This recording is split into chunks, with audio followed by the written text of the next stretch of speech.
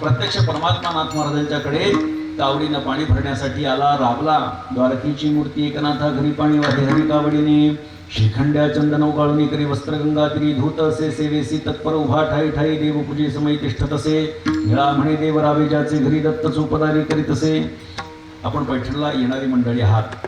आपण नाथ महाराजांची त्या ठिकाणी 2 मंदिर आहेत. एक त्यांची समाधी आहे आणि दुसरं म्हणजे त्यांचं देवघर आहे, त्यांचा वाडा आहे. आपण जर पाहिलं वाड्यामध्ये त्या ठिकाणी आजही काही गोष्टी आपल्याला बघायला सापडतात. ज्या खांबाला टेकून नाथ महाराज प्रवचन करत होते तो पुराण खांब आज त्या ठिकाणी आहे. ज्या खांबामध्ये प्रत्यक्ष परमात्मा गुप्त झाला तो उद्धव खांब त्या ठिकाणी आहे.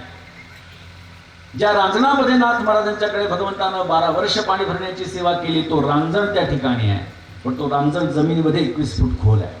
तो आपल्या मातीच्या रांजणासारखा नाही. जमिनीत 21 फूट खोल दगडी बांधकाम 1 खणभर मोठा. ज्या सहाणेवरती परमात्म्यानं चंदन घासलं ती सहाण आज त्या ठिकाणी आहे. आणि ज्या परमात्म्याची ज्या विजय पांडुरंगाची उपासना भक्ती पूजा नाथ महाराजांनी केली तो विजय पांडुरंग त्या ठिकाणी आहे. आजही आपल्याला बघायला सापडतं. परमात्म्याची सेवा आजही चालू आहे. जोपर्यंत परमात्म्याची कावड येत नाही विजेपासून रांजणाला भरण्याला सुरुवात केली जाते. रांजणाची पूजा होते विजेला नाथ षष्ठीच्या 4 दिवस आधी. आणि ती पूजा सुरू झाल्यानंतर लोक पाणी टाकायला लागतात. परमात्म्याची कावड जोपर्यंत येत नाही तोपर्यंत तो रांजण भरत नाही. आणि जोपर्यंत रांजण भरत नाही तोपर्यंत आम्ही एकनाथ षष्ठीचा उत्सव सुरू करत नाही. विठ्ठल विठ्ठल